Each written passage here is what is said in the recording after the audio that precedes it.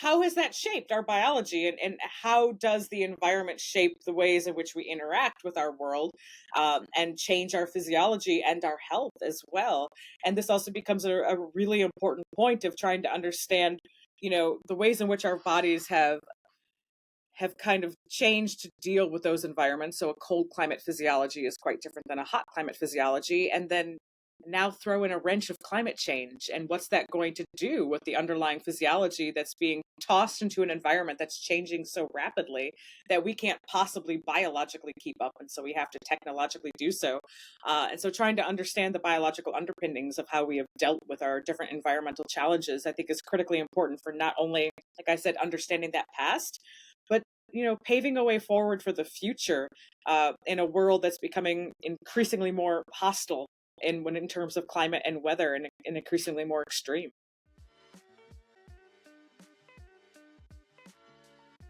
We had the pleasure of speaking with Dr. Cara Ocobock. Dr. Ocobock is the director of the Human Energetics Laboratory at Notre Dame University. Dr. Ocobock spends a lot of her time at the intersection of human biology and anthropology. In our conversation, we speak about what we can learn from reindeer herders, why brown adipose tissue is important, and the human metabolic response to the cold through time and culture.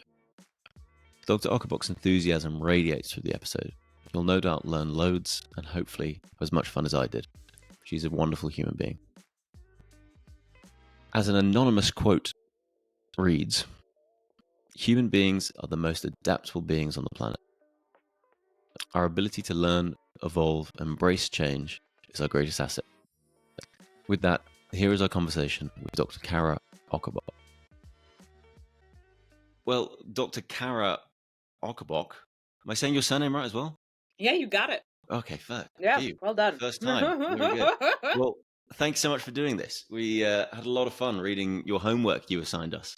Well, thank you so much for having me on. No, pleasure. Our pleasure. I think there's so many reasons why we wanted to have you on, but I think the really interesting angle for us was looking at temperature and humans through the lens of someone who can come at it with a multidisciplinary approach, like yourself, right?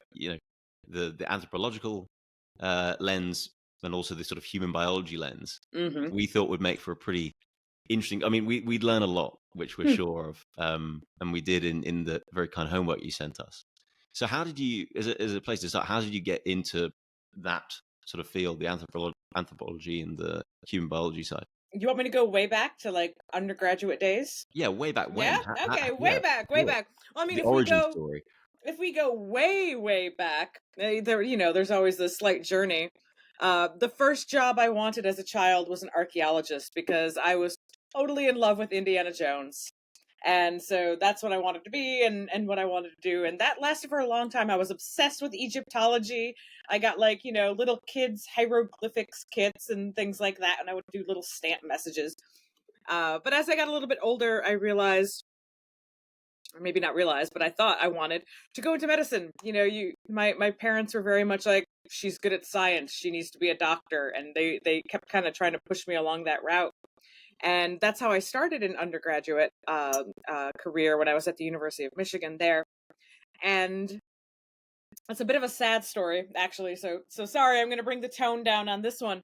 But my junior year in college, my mother was diagnosed with cancer. And from diagnosis to when she passed away was only 4 months. It was this really fast thing. And during that time, I was also taking genetics as an undergraduate student. And the number one most common example in any undergraduate genetics class is cancer. And so it was just like this constant bombardment with everything, both in class and then at home. And the experience in and out of the hospitals and dealing with the medical field in that respect made me never want to go into medicine ever again. It was, obviously a traumatic experience emotionally, but also I realized I didn't want to be dealing with death on, a regular basis and having to watch people go through that. I am not strong enough to do that every single day. And at the time I was also fulfilling some requirement for undergrad. And I took just an intro level anthropology course. And that became like my safe haven during this really rough time in my life, and absolutely fell in love with it. And so the semester after that, I ended up taking like 20 credits of classes. And for anyone in the US knows that's a heavy load. That's Hmm. You're not usually supposed to take more than 15 or 16 in a semester. And I took 20 credits, like almost all except for one class, anthropology. And I just absolutely fell in love. I'm like, this is what I want to do. And so I had wonderful mentors in undergraduate, Milford Woolpuff and Laura McClatchy and Jeremy De Silva, to name a few. In case they listen to this, they should know the impact they had on me. And so then I went to graduate school at WashU in St. Louis. But of all things, I wrote in my cover letter for my application that I want to study orangutan biomechanics. Of course, who Of doesn't, right? course, who doesn't? And clearly the path leads to human physiology. And so it's Yeah. just one of those absurd things. I mean, like when I go back, I had forgotten about that until Herman, my advisor, who you all were in touch with, on the day I defended, the advisors always give a speech, and he's like, "Yeah, your cover letter, you said you wanted to do orangutan biomechanics." Like, wow, that really panned out, didn't it? Yeah, it's the natural progression of things, right? Exactly, Yeah. exactly. It's such a linear progression. And so once I was in grad school, it was actually really interesting. I just kind of started leaning more towards the physiology. It made more sense to me. It is just something that clicked more in my brain than the biomechanics aspect did.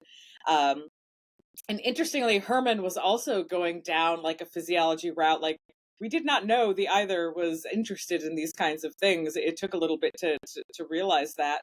But there was a particular paper I found really fascinating. It was by Hammond and Diamond, I think, from like 1997. And they did this really cool experiment with mice where they wanted to see what the maximum number of calories the mice could expend, putting them in these extreme conditions. And so they would have these mice exposed to extreme cold for an extended period of time to see where they max out on calories. And then they made other run on the wheel, the running wheel, until they exhausted. And then the most awkward one that I like to imagine is they made female mice lactate to the point that they reached exhaustion.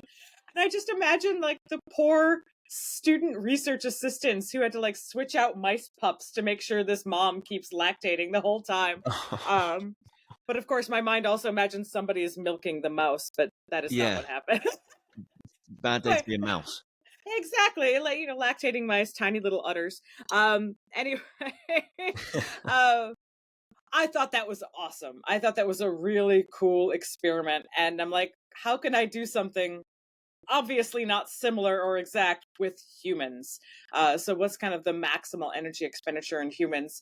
And I took a different way to it, in that I was looking at folks who took part in the National Outdoor Leadership School. And these are people who take part in these wilderness courses that can last anywhere from a handful of days to a year, where they're living in, the Rocky Mountains, literally the backcountry of the Rocky Mountains for a year, or traveling Peru for a year or something, along those lines. And I was interested in ways that we could best predict how many calories they were expending in these extreme environments. And I was able to cover all of the different seasons, and it was at high altitude. So I could compare, you know, the ways in which being extremely physically active in a high altitude environment was also impacted by temperature across the different seasons. And so that's kind of how that part came about. And through that, I learned I like winter. I like the cold way better than I like any other temperature outside or season.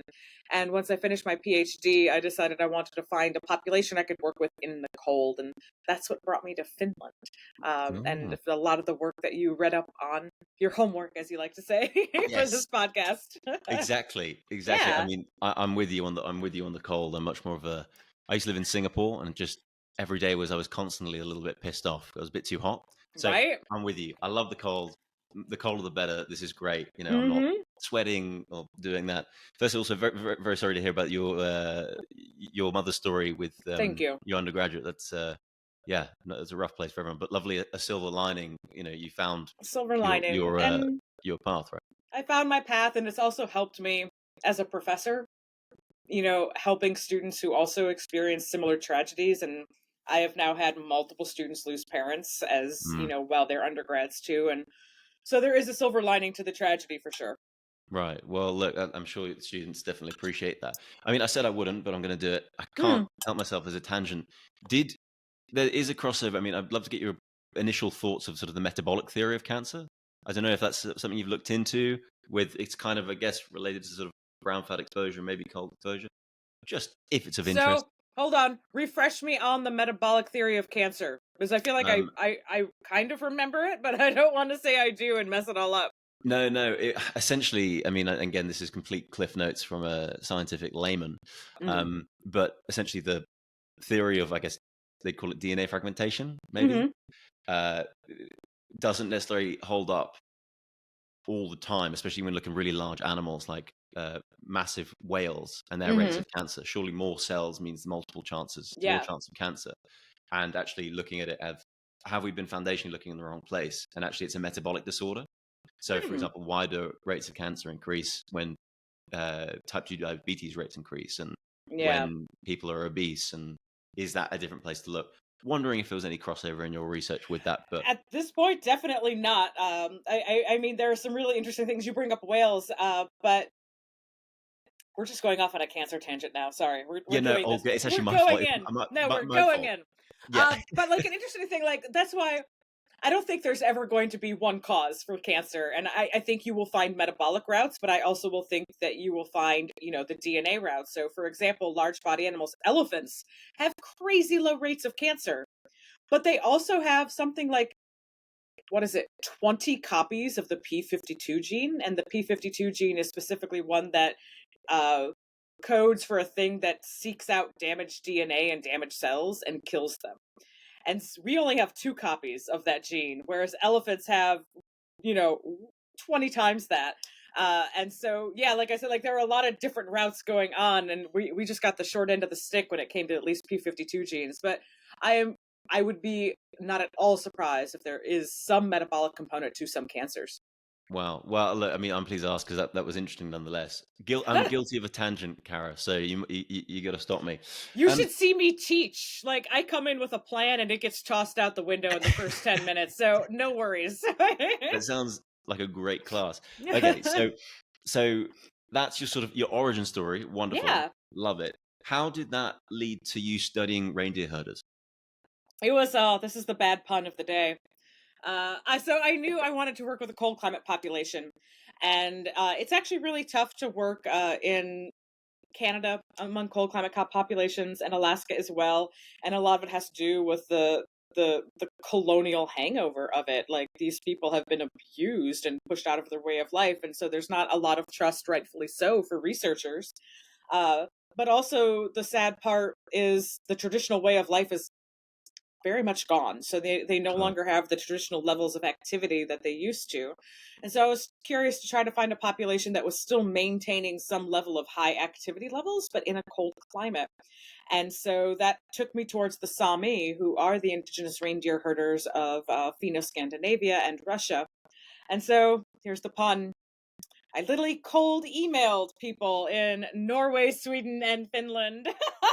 Brilliant, brilliant. Right, right. And Norway was like, yeah, kind of interesting, but it fizzled out. They never really grasped onto it. Sweden shut the door immediately, said everything I wanted to do was unethical. No idea why. And Finland's like, interesting. Tell me more. And so Finland was the one that was most interested in this. And I reached out to colleagues, Mina Turunen and Päivi Sopila at the University of Lapland and the Arctic Center, and took my first trip out there to meet with them and try to plan and talk way through the project of what this might look like and how it might work. And it took, oh goodness, like 3 or 4 back and forth trips to Finland before we finally were able to collect a single point of data. And yeah, the rest is history there. So it was luck, a lot of luck, being willing to put yourself out there and see who's willing to accept. Love that, love that. Well, you knocked on 3 doors and one open, right? So, but Hmm. why is it important to look at people working in cold environments? So it's something that hasn't been looked at so much, at least from my point of view. There's actually a ton of occupational work, studies done about occupational hazards for logging companies, miners, things like that, who are often exposed to the cold. And this is really common in Finland, actually.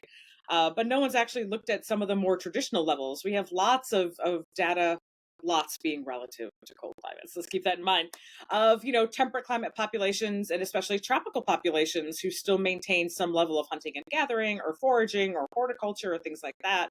Cold climate populations in this realm are very woefully underrepresented, and we don't have a lot of people to work with or a lot of areas to work with. And so that's kind of why it was a need that hasn't been done. And it's also an area that can help us better understand part of our evolutionary past in, glacial Europe in particular. We have all these ideas about Neanderthals and how they may have survived their cold glacial climates. Not all Neanderthals were in cold climates, but a lot were. And how can we really try to understand the ways in which they either physiologically or behaviorally mitigated the cold, unless we have some understanding of what we're capable of right now? I mean, there's this nice line, which nature doesn't make mistakes, right? So talking about the sort of the differences in humans who are exposed to the cold in their environment, and humans who, I guess, are very comfortable and from a temperature perspective in, I don't know, whether it be central heating or Yeah. whatever it is. What can we learn from the difference? I mean, I guess it speaks to the evolutionary mechanisms behind like why we have brown fat Yeah. as such, right? So Yeah. I'd Yeah. I love, mean, that's exactly, you hit the nail on the head with that, is like trying to understand these differences of exactly why we see the variation we see across humans. I mean, look across within any species and you see an incredible amount of variation. But you don't get a lot of mammals like us who are spread throughout the globe in a wide variety of environments. You get some, of course, but not as many as not like us. So how has that shaped our biology, and how does the environment shape the ways in which we interact with our world, and change our physiology and our health as well? And this also becomes a really important point of trying to understand, the ways in which our bodies have kind of changed to deal with those environments. So a cold climate physiology is quite different than a hot climate physiology. And then now throw in a wrench of climate change. And what's that going to do with the underlying physiology that's being tossed into an environment that's changing so rapidly that we can't possibly biologically keep up? And so we have to technologically do so. And so trying to understand the biological underpinnings of how we have dealt with our different environmental challenges, I think is critically important for not only, like I said, understanding that past, but, paving a way forward for the future in a world that's becoming increasingly more hostile in terms of climate and weather, and increasingly more extreme. Okay, so a good place to start would be, I think, back to the reindeer herders. What are the takeaways from studying them from a human physiology point of view? Yeah. Oh, the reindeer herders, they post such awesome stuff every now. Like every time I go back and look at the data, there are times I just throw my arms up. What am I seeing with this data? No, it's wild stuff sometimes. So one, they absolutely do have brown fat. And so for listeners who are not familiar with brown adipose tissue, we will call it fat or brown fat. This is a kind of fat that burns only to keep you warm. And it's only been quote unquote rediscovered among adult humans in the past about 20-25 years. So it's kind of a recent rediscovery. We've known about it in hibernating animals for a very long time, and we've known about it in human babies, like just recently born. They've got a cape of brown fat down their front and a cape down the back that kind of goes over where the kidneys are, because newborns can't thermoregulate. They can't maintain their body temperature all that well. They can't shiver. And of course, they can't ask to have a coat or whatever put on to turn up the heat. And so brown fat helps keep babies warm for the first couple of months before they burn through it. And then it was thought that once babies burn through it, we adults just never got it back. And to return to cancer, because that's what we're going to do today, is return to cancer as much as possible. Brown fat was kind of rediscovered because of a study on cancer. So they were taking these patients and they were injecting them with a labeled glucose so that when they put them in a PET scan, they could see where the tumor was, because the tumors loved that glucose. And so the glucose would go where the tumor was and it would light up in the PET scan. And for anyone who's listening to this and has had any sort of medical scan, those rooms are not warm. Those rooms are kept cold on purpose to keep any sort of bacterial growth down. And so what they didn't realize was that they were mildly cold stressing their participants in this study. And by mildly cold stressing them, the brown fat was activated. And brown fat, at least among some people, loves glucose. And so all this labeled glucose was going to where brown fat is in adults, which is just above the shoulders, called the supraclavicular area. And that was lighting up on the PET scan. And you don't get symmetrical tumors. Like, you don't get one on either side on your shoulder. And so after, a little bit more research, they realized, oh crap, this is brown fat. This is really cool. And we didn't think this was happening in adults. And so that's where everything exploded. So we have now taken a detour again away from the reindeer herders. So the reindeer herders have brown fat. And when you are mildly cold stressed and you activate your brown fat, there's actually an increase in metabolic rate associated with it. But that also seems highly variable from, person to person and from group of people to group of people. And so the herders had a almost 9% increase in their metabolic rate in response to the mild cold exposure. To give you an idea, when I say mild cold exposure, it's only like 60 degrees that we're exposing them to, but they're not allowed like coats or anything to keep warm. And the unusual thing is that the herders, at least, their brown fat actually seems to like to burn fat more than glucose, the way we've seen in other studies. And and so we're seeing interesting variation here. And to give you an idea, a population in Siberia, they seem to like glucose more than fat. And then a population in Samoa, which is a tropical climate, has brown fat, by the way, and their brown fat seems to use both glucose and fat. And so we're seeing a lot of variation in not only the temperatures at which brown fat will start to turn on, but also the metabolic response and what fuel it's using to actually keep you warm. So that's lesson one. Perfect. I mean, so many different places to jump off of. Just quickly, with the reindeer herders, if did you say their brown fat is using fat for energy, or their whole metabolic system is essentially in a state of ketosis? Or so it seems, so I'll give you the setup of how we do the measurements. So when they come in, we do all sorts of like physical measurements, height, weight, we'll draw some blood, things like that, your standard fare. And then we put them into my quote unquote cold suits. And these are like sweatsuits that are lined with tubes that you connect to a pump that is then connected to a reservoir of cold water. So that's how we will eventually cold stress them. But the first thing they do is they lay down and they do nothing for half an hour. I haven't put any cold water in the suit or anything. They are just at room temperature at rest. After that half hour, we then measure the resting metabolic rate at room temperature. And that lasts about a half an hour too. So we can see what fuel they're burning as well during room temperature. And typically they're burning closer to carbohydrates. They're more burning the carbohydrates at rest. There's a bit of mixed fuel usage, some fat as well, but they burn more carbs at rest at room temperature. Once that 30 minutes is up, I then plug the suit into the cold water pump, and it floods the suit and the cold exposure begins. And then we continue the measurement of the metabolic rate as well as what fuel they're utilizing. And then all of a sudden the body shifts towards more fatty acids. It's pretty quick. So it's measured something called the respiratory quotient, or RQ, and it's looking at the ratio of carbon dioxide produced to oxygen consumed. And that ratio gives you whether you're burning carbs, fats, or protein. And so, yeah, there's a shift once they start getting cold. Wow. That's massive, isn't it? Surely in a world where most people are pretty insulin resistant, that finding can prove quite important. And both ways. I mean, even if it's using glucose, it means it's clearing glucose from the blood, or it's clearing, triglycerides from the blood. Either way, it's clearing stuff from the blood that a lot of people have, said are dangerous and can be harmful to the body.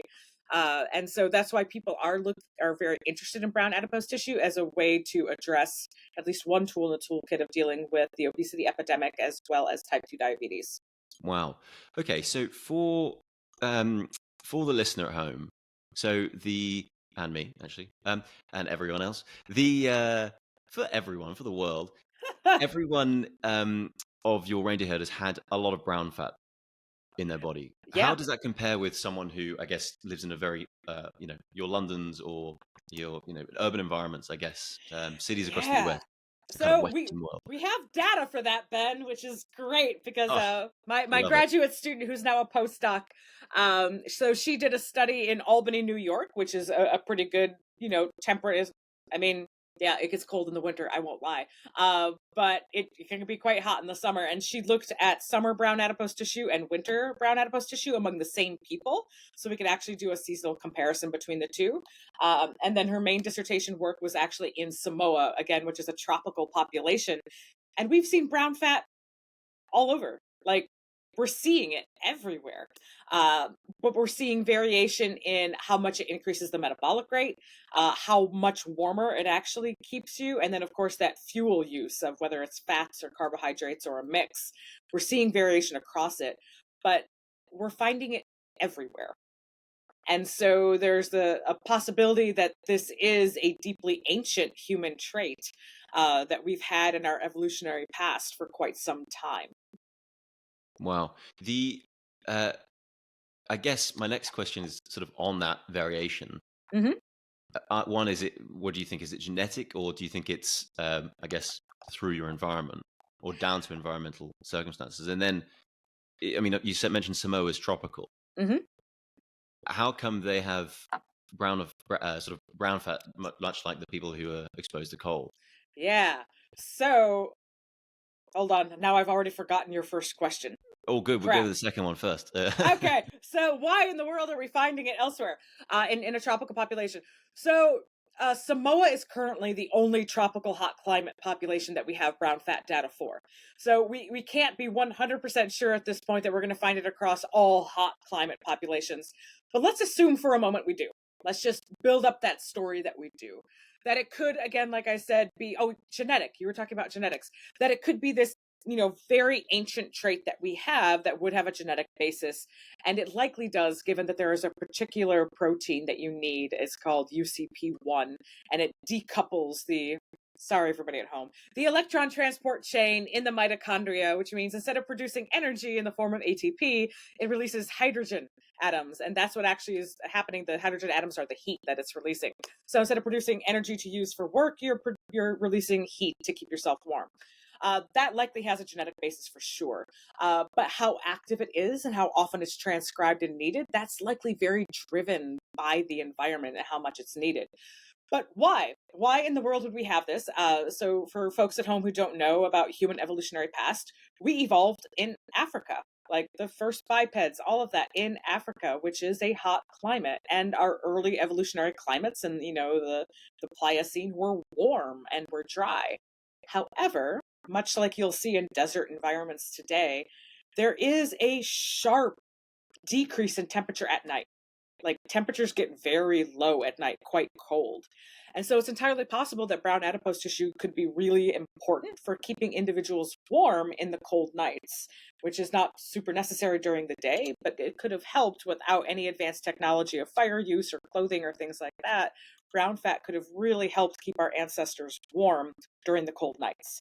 And so that might be this deeply ancient origin, which likely has a genetic component that people are kind of going through and working out basically as we speak, but we cannot discount the environment whatsoever. We do see variation in these populations across environments as well. So that's, hypothesis one, that everyone is going to have brown fat because it's deeply ancient. When we think about Samoans, so say we start looking at other populations in hot climates and they don't have brown fat or very, very minimal brown fat, why Samoa? So the hypothesis there is, if it only ends up being in a Samoan tropical population, is that in order to reach the various Polynesian islands, you had to endure very long overseas journeys. And you would have encountered cold weather on the open ocean, as well as being wet on the ocean, as well as the winds. And so it's possible the folks that were best able to survive those conditions were the ones that had brown fat to keep them warm. And it's also thought potentially that the ones best able to survive those conditions were those with larger bodies, which is why we do see larger body shapes and sizes in Polynesian populations, because you're basically decreasing your body's surface area. If you increase weight and kind of be shorter and squatter, you have less surface area to lose heat to the environment. And so this follows the Bergmans and Allen's rules that have been around since the 1800s, talking about body shape and size based on latitude and cold exposure. Wow, that's fascinating. I really, I'm really fascinated in mitochondria, and Mm. I've played rugby in Sydney for a What couple of years. position? I was fullback or wing. So I was either a prop or a lock, depending on who the other prop was. So Brilliant. it's always good That's to find a wise. fellow rugger. Yes, exactly. Exactly. Very good. Well, I mean, in Sydney, we had there's a lot of people from Polynesia, so Samoa and the sort of the tropical lands over there, and they are genetic like freaks in the best kind of way. I mean, they are just blessed for the game, Mm-hmm. and I've always wondered about like their mitochondrial efficiency because they just seem so Mm. explosive, and Yeah. that ATP, I guess, energy system is so apt, and maybe I don't know. Oh, actually, I guess I within the mean, question. yeah. Is I there a mean, link between brown fat levels and mitochondrial function? we don't know. I, Ah, I, I, I don't know. I can't give you an answer at this point. I mean, we are still trying to figure out a lot of the basic biology behind brown fat, and when we start seeing all this variation, as I'm now telling you about, it's hard to pin down something solidly. But as for actual like efficiency and mitochondrial efficiency, no idea. We do know that there seem to be hormonal effects for sure. We are seeing that estrogen might actually boost brown fat. Um, activity, which is kind of cool. But as for when I think about rugby, I find rugby and hockey actually very similar in some ways because it is both a like short burst sport, but also an endurance sport. Like you have to kind of be both in those different sports because you have those short bursts of speed, but you're also playing how long with very few breaks. And so it is this interesting combination of aerobic and anaerobic metabolism that keeps ruggers going and hockey players going. I feel like there are not enough studies done on rugby players. I would totally be up for that if anyone out there wants to definitely, contact me. definitely. I mean, there's an interesting study with rugby players and cold exposure where they Mm. pre-cool them in Hmm. a cryotherapy chamber before, and actually measure their, I guess, salivatory or the saliva testosterone levels, which obviously wouldn't be the Mm-hmm. best measurement. And the conclusion of the study was those who had cold exposure before Hmm. and then played rugby, their testosterone levels were increased, and the inverse Interesting. was the reverse. Kind of interesting. I mean, I'll send you the study after. We'll get your Yeah, thoughts on it. so question sorry, now I'm gonna ask you about this. Were Oh, these gosh. rugby players were they playing in a warmer climate or were they It, playing in a colder climate? it was Italy in the winter, and they were That training. depends on where you are in Italy of how cold or warm that is. It does. It does. I mean, I'm going to go ahead and guess the north because, The north. Okay, so then it was cold. Because I mean, yeah, people are starting to play because of climate change. They're starting to play with the idea of pre-cooling athletes before playing in a hot climate, and that will like decrease the heat gain during the competition. So that's why I was wondering about that because I've been looking at this like pre-cooling sort of idea. But yeah, anyway. well, on Yeah. pre-cooling, so Eloise and I are doing a little experiment Hmm. where we have a cold plunge, and we love our Mm. cold plunge. It's the best, you know. Where do you do it? We've just got a little balcony out here, and we have the cold plunge, and we just jump in the mornings. Oh, Yeah, nice. Okay.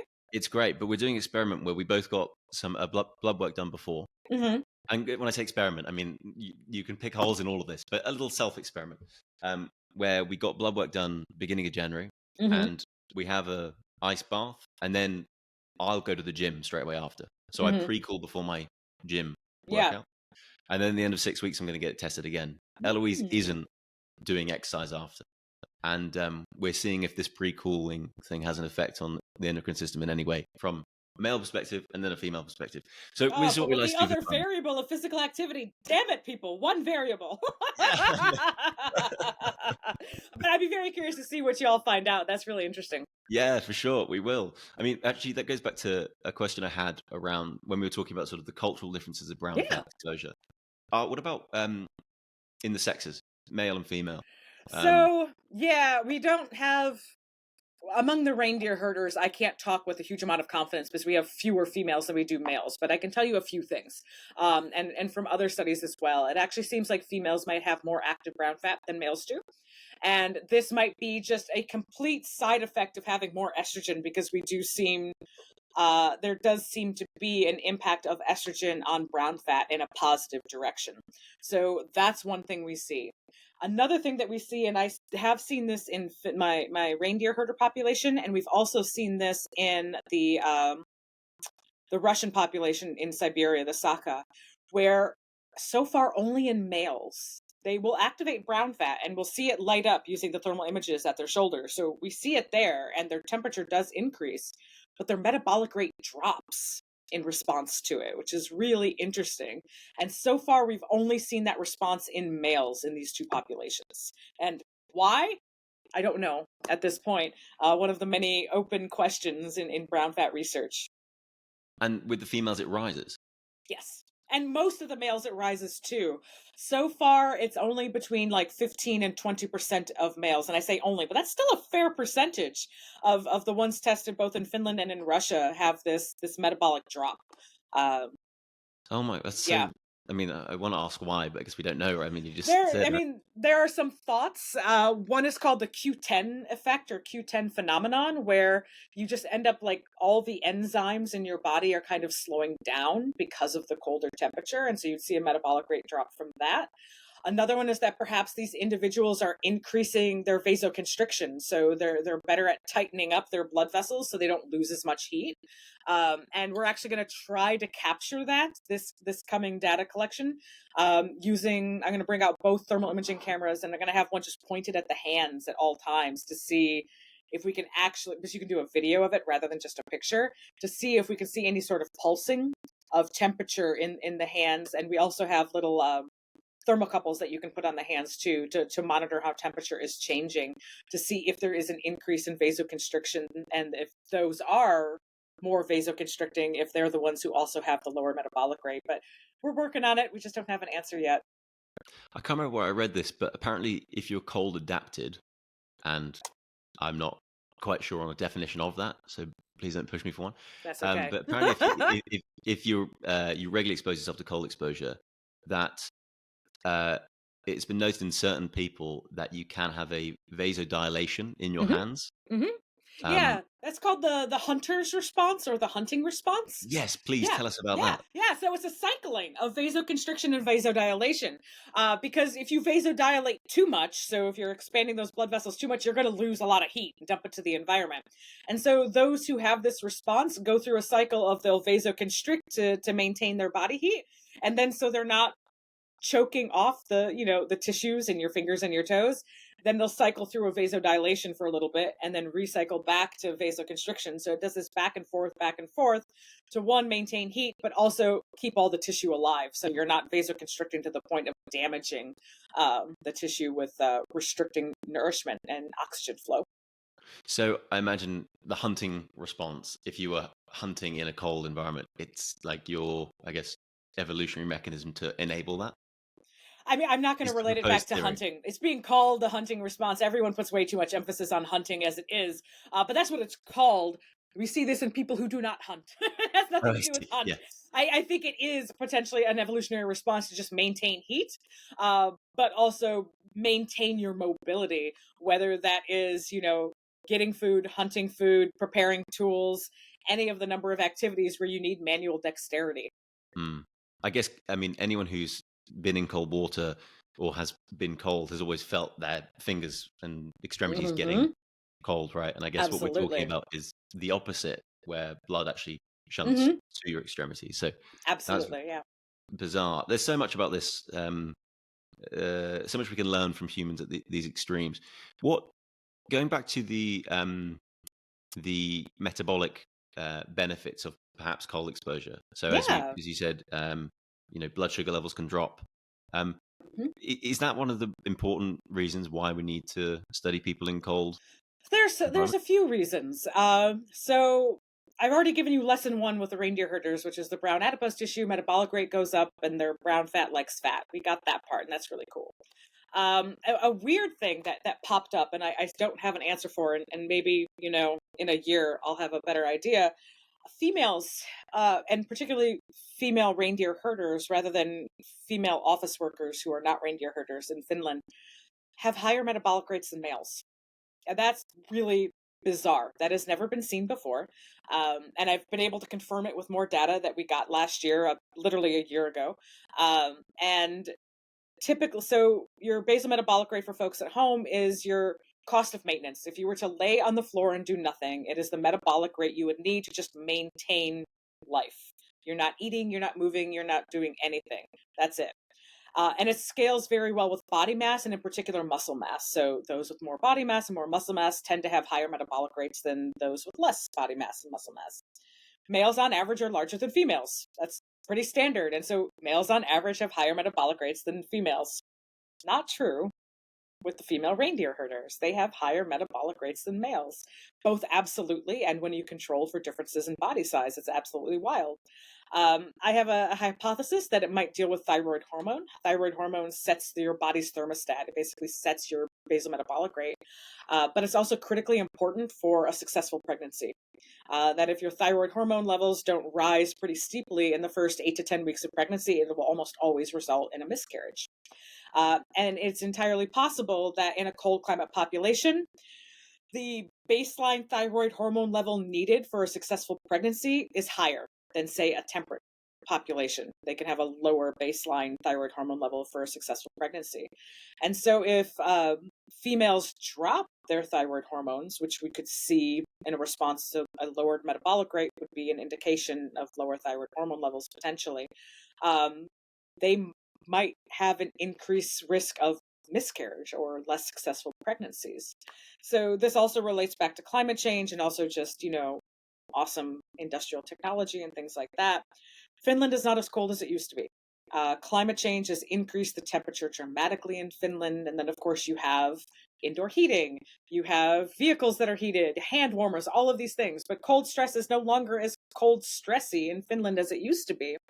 And so perhaps we're seeing males respond to this faster because there isn't any sort of reproductive pressure on them to maintain their metabolic rate the way there would be for females with metabolic rate and thyroid hormone. And so we see these variable metabolic rates when we typically see higher metabolic rates in cold climates. Males and the male reindeer herders are kind of all over the place, whereas females are elevated, consistently elevated. And this might relate to, again, thyroid hormone and reproduction. And so that's kind of cool, but also kind of concerning. Like, is this something that we need to worry about with climate change? Like, at some point, is the body going to respond and lower thyroid hormone, lower the metabolic rate? And what will that do with, potential reproductive success? Will that also alter it, or will it be fine? No idea. So that's one cool thing that we need to think about. That's, well, cool, but kind of scary thing to think about from the reindeer herders. Definitely. But I mean, in a world of, I guess, conceiving difficulties, I think would be the term, which is increasing massively on the male and female side. Any, I guess, thing that can help that happen is a wonderful thing to explore. Yeah. Am I right in saying brown fat actually makes thyroid hormone? It makes what? I'm sorry. Am I right in saying brown fat makes thyroid hormone? Or it does not. It does not. No, that's incorrect. It does not produce it. No. Correct. Yeah. Where does the thyroid hormone come from? The thyroid. The thyroid. Brilliant. Wonderful. I'm sorry. No, it's good. That's it's like good. The asshole comment, like, well, the thyroid, Ben, clearly. Yeah, no, this is good. There's no stupid questions on this podcast. No, there isn't. Apart from that one. No, the only reason I ask is I read something incorrect in my prep for this. I read that most of the thyroid hormone is made through brown fat, which clearly was not the case. I don't think that is true. I mean, no. I don't think it has an endocrine ability. Like, maybe it does, and this is a new study that I am unaware of. But if you found that, like, wherever you read that, send that to me. I will. That's news to me. It might be just a complete mistake. But it also could be switched because we do believe it responds to thyroid hormone. Oh, I see. So that might be where, like, yeah, we might just be switching directions in which way it goes. But that's all right. Perhaps. Probably not. It's probably my bad. Most likely. So talking about the sort of potential reproductive benefits of, I guess, people being cold exposed or having better brown fat in their body, I wouldn't know. Is there an argument for that we've all got a bit too temperature comfortable? Oh, I absolutely believe that's true. I mean, that's personal. like, we live in a very cushy world, and we have definitely insulated ourselves.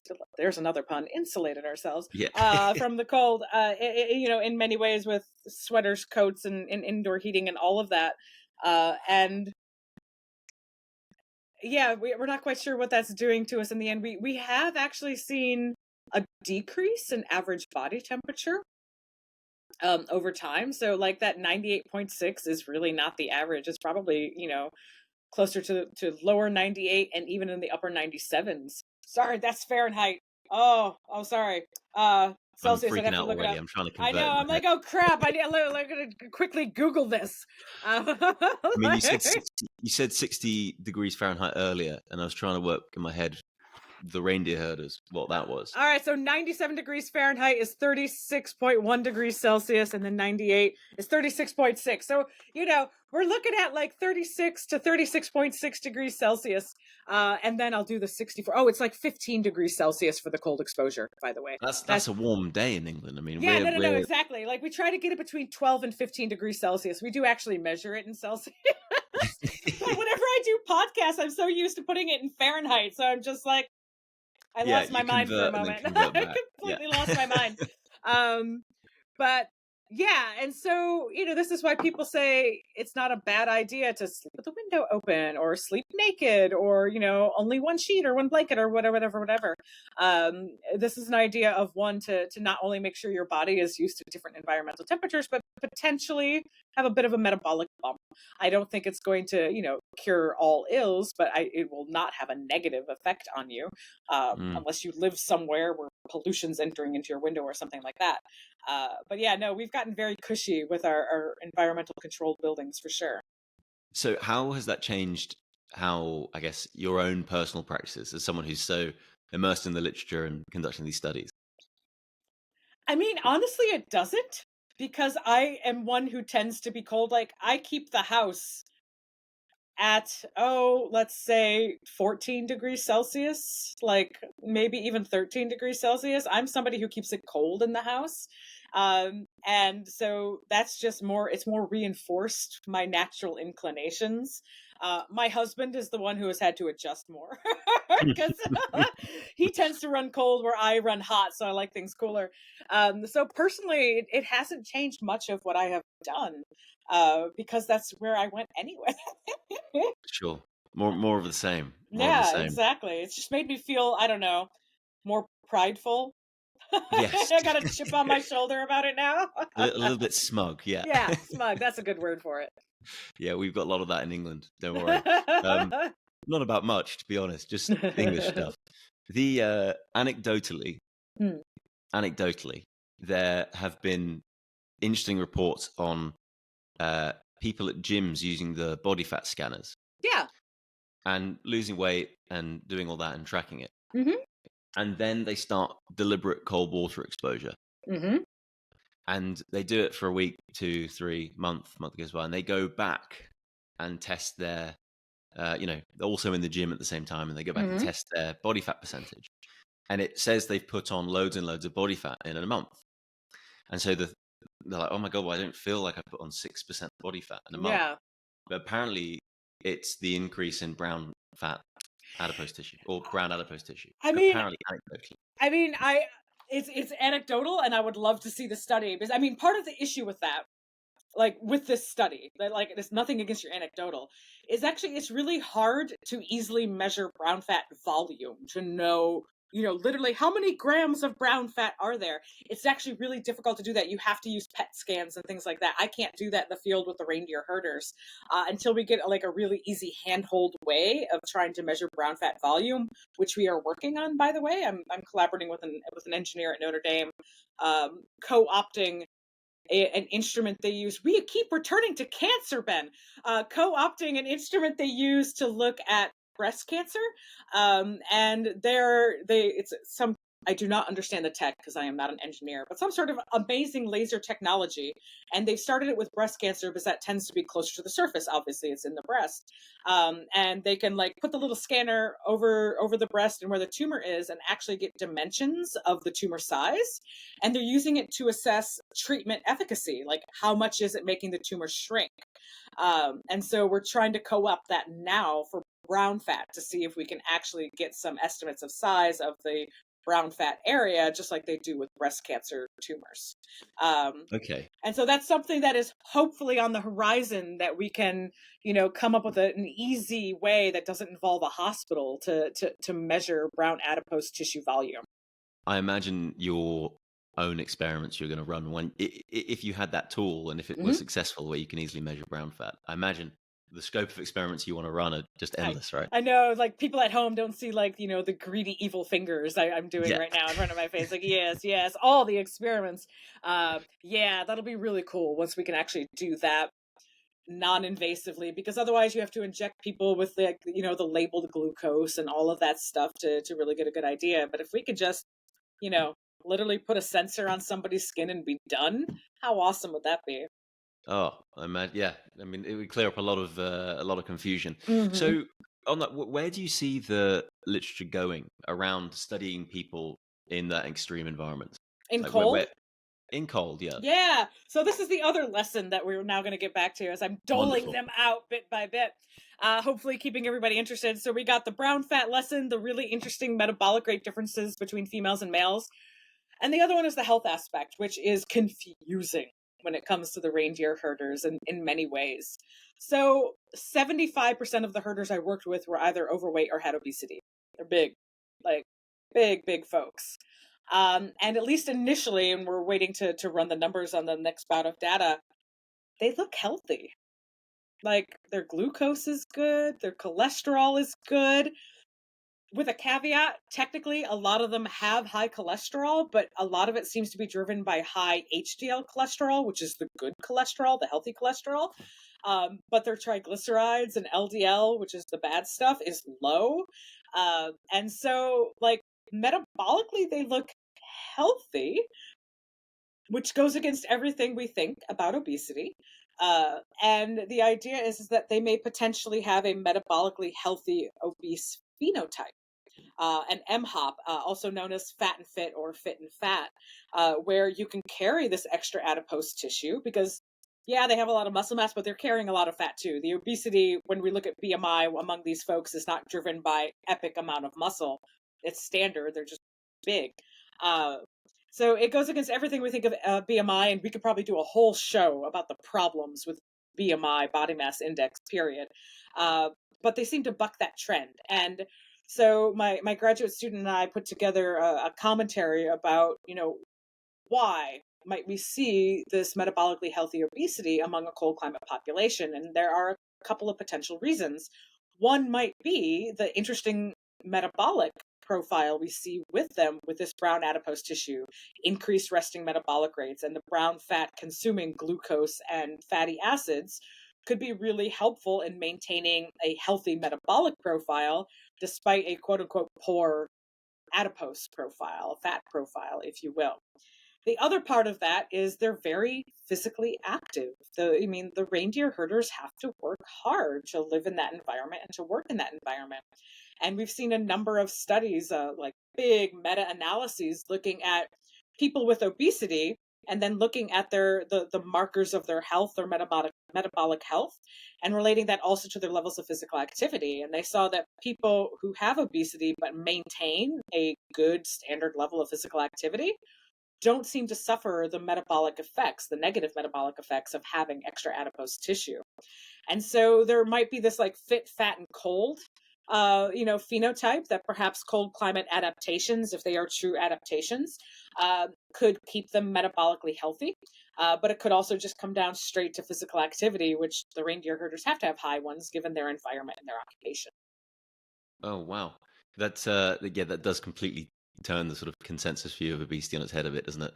Yeah, I no. imagine that if they followed that same, I guess, the same exercise for a while, they might sort of come down into the category below obesity. I imagine. I don't know. I mean, they're staying, like they're staying at that, and I mean, fat also serves a purpose in the cold. Like, it is a good insulator. Yeah, yeah. It's good to have that extra fat, to some degree. I'm tangled up in my cord. And there was another part I was going to add to this, but this also complicates. I would say climate change complicates this. That because cold is no longer so cold, you might be losing that pressure that actually helps keep you healthy despite having extra fat. But if things are not cold as more as they used to be, you could be removing that environment, and therefore what used to be beneficial is now going to be detrimental. And so we might be seeing this particularly with the males, where their resting metabolic rates are all over the place. And if they're a male who has a lower metabolic rate than expected for a cold climate, they might end up putting on more adipose tissue and start moving into a realm of unhealthy obesity, where previously healthy obesity was the standard. That's so many questions off the back of that. But I imagine that you have even more questions, and this is what you sort of, which leads me to the next question. Where are you going to sort of focus your attention in the future with your studies? Yeah, so we're going to maintain all the data collection stuff that we've already talked about. So your metabolic rates and your brown adipose tissue and all of that stuff. But we're going to start digging in more now into the health aspects of it, and doing a lot more rigorous full-on blood panels, even looking at some hormone levels too, to see, are we actually seeing metabolically healthy obesity, or are we getting a false positive with that, from the previous studies. And I think very pointedly trying to understand the ways in which climate change is likely negatively impacting the health among the reindeer herders. Because, it's going to be a bit of a canary in a coal mine, if you will, because the Arctic is experiencing climate change at a faster pace than a lot of other places on the globe. And so if this is what we're seeing with this population, how can we expand this out, and what can we expect, and what sort of proactive measures can we take to try to maintain health, because climate change is here to stay. And it's likely looking like it's not going to reverse. We can't reverse it at this point. So what can we do to try to maintain health and well-being in the face of these new environmental challenges? And so trying to understand what's happening with this population and how climate change is negatively affecting them, that's the big direction that we're going. I mean, I guess it's a tick for an argument to some deliberate form of cold exposure. I mean, whether it be wearing one less layer, or an ice bath, who knows? If I may, some quick fire questions just to wrap up. If you could wave a magic wand and you can know one thing, you don't have to run the test, you just get to know it, with regards to humans and cold exposure, or actually open it up, humans at extreme temperatures or extremes, what would you want to wave that wand and know? Oh my God, that's such a good question. Wave a wand with humans at the extremes. I feel like this is just like the nerdy, like, absurd thing is. Here's the place. Yeah, right? I know. Like, this is the place. It's like, I would love to wave a wand and see the entire concept map of all the different interacting hormones and metabolic processes that are ongoing and interacting all at once. That's what I want to see. Because like I said, like, we're just now figuring out how estrogen is affecting brown fat. Like, well, what else does estrogen do? Because it turns out it does a lot. It has nothing to do with reproduction. That's what I want to wave a wand and see. I want to see all of these interconnected relationships and pathways that lead to the phenotypes that we actually observe. Fascinating. That's so boring. I know. That's like the. No, it's not. Thing. I mean, I'm biting my tongue, trying not to ask you about, what's it called? Not 5-alpha reductase, aromatase. Aromatase. Oh my goodness, yeah. I know. I mean, does brown fat have aromatase in it? Which, for the listener, would be. No idea. Yeah. So aromatase turns testosterone into estrogen. And it's in normal fat. Yeah. Yes. And everyone has it. And so just to let people know, cholesterol is like the original molecule from which all steroid hormones are made. Cholesterol is turned into progesterone. Progesterone is then converted to testosterone, and and then testosterone is converted to estrogen. So that's kind of like your very typical pathway. So all testosterone comes from progesterone, whereas all estrogen comes from testosterone, but everything comes from cholesterol to begin with. And the fun fact I'm leading out here as I just show everyone my tank top. The estrogen receptor is twice as old as the testosterone receptor. And the testosterone receptor is the result of a duplication of the estrogen receptor. And it's the rough age of the estrogen receptor is 600 million to 1.2 billion years old. And so estrogen has been a physiologically active hormone well before there was ever sexual reproduction. Well, I don't know how to follow that. Follow it with everybody needs to respect estrogen and stop focusing on testosterone for like 5 minutes. Absolutely. Like, just I give mean, it 5 minutes. definitely. I mean, even on that, I mean, if males alter their estrogen too much, you know, they can't think well, right? And their libido goes out the roof. There is non-existent, right? So it's needed in males as well. I think anyone who tries to crush it with sort of certain drugs is it's not a wise move. Fascinating. We did endocrinology as well. I'm pleased we covered that. Very good. And one last one, or two, was the second last one. What surprised you most in studying humans? I feel like I need to stop being surprised is where I'm going to go with this. That the weird stuff that you find. Humans are so incredibly variable, and every time I'm going to go with a prediction, boop, it goes out the window because you just see something new and strange. Like, the perfect example is the females having higher metabolic rates than the males. I'm like, I didn't believe it. I ran the numbers so many times because it completely bucked everything. So, like, the surprising thing about humans is how surprising they are. And I need to stop being shocked by it when I'm like, well, that doesn't follow that rule. Like, a lot of our rules are so many exceptions. And I think the only time you don't see an exception is with variation. Variation is the rule with humans. Well, I think that's a beautiful answer to end on, and you've so much enthusiasm that comes through, even on a little laptop screen here, Well, which is infectious. So, firstly, thank you so much for coming on. Really, really enjoyed our conversation. And where can we find you? Where can people learn more? Yeah, so luckily I have a very unusual name, so I am easy to find. I am on Twitter, X, or whatever it's being called, as Cara Ocobock.